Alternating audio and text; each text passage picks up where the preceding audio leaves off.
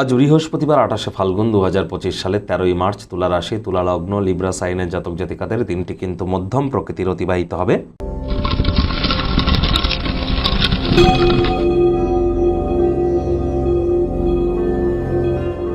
ভিডিওটির শুরুতেই স্ক্রিনে আপনারা দেখতে পাচ্ছেন দেবগুরু বৃহস্পতির বীজ মন্ত্র ওম গ্রাং গ্রিং গ্রং স গুরাবে নমঃ। এটি সকাল দুপুর সন্ধ্যা ৩ বেলায় ১০৮ বার জপ করুন, না অত্যন্ত উপকৃত হবেন। দেখুন, এই ২০২৫ সাল থেকে কিন্তু বৃহস্পতি একটানা ৮ বছরের জন্য অতিচারী হতে চলেছে। অতিচারী হওয়ার অর্থ কি? সাধারণত বৃহস্পতি বছরে একবার রাশি পরিবর্তন করে। এই ২০২৫ সালেই তো বৃহস্পতি তিনবার রাশি পরিবর্তন করতে চলেছে। যেমন ১৪ই মে বৃহস্পতি রাশি পরিবর্তন করবে, তারপরও কিন্তু দুবার রাশি পরিবর্তন করবে।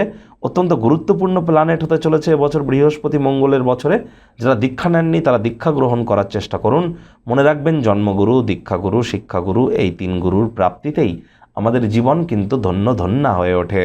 আজ পারলে নিরামিষ খাদ্য খাবার খান, সাত্ত্বিক জীবনযাপন গ্রহণ করুন, হলুদ রঙের বস্ত্র পরিধান করুন, হলুদ রঙের বস্ত্র সামগ্রী হতদরিদ্র গরিবদের মধ্যে ডোনেট করুন। এটিও কিন্তু আপনাদেরকে বহুলাংশে উপকৃত করবে।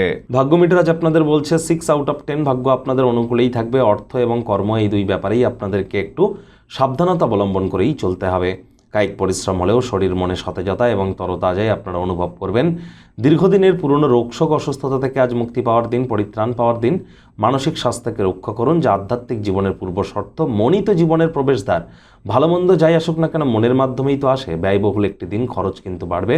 নতুন উদ্যোগ পরিকল্পনার পাশাপাশি নতুন নির্মাণ কার্যকে পিছিয়ে দিন। এতদিন ধরে যে অর্থ সঞ্চয় করে রেখেছিলেন সেগুলিই কিন্তু এবার কাজে আসতে চলেছে। চাকরিজীবী যারা আছেন, অফিসে কম কথা বলে কাজ বেশি করুন। মনের থেকে মস্তিষ্ককে বেশি দাম দিন। কোনো প্রকার অফিস পলিটিক্স বা গসিপিংয়ের অংশ যেন হবেন না।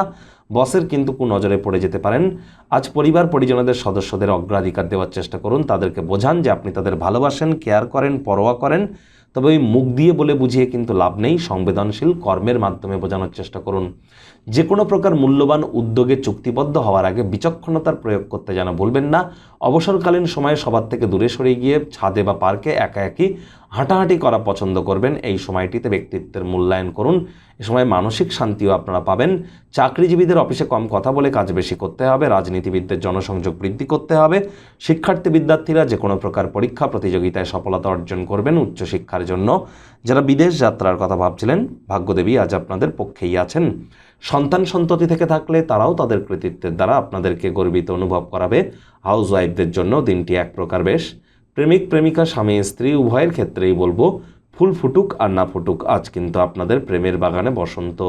দিনটিকে যতটা সম্ভব রোম্যান্টিক করে তোলা যায় সেই প্রচেষ্টাই আপনাদের করা উচিত। অবিবাহিতদের বিবাহের যোগ্য পরিলক্ষিত হচ্ছে। শত্রুপক্ষ, বিরোধী পক্ষ খুব একটি শক্তিশালী থাকছে না।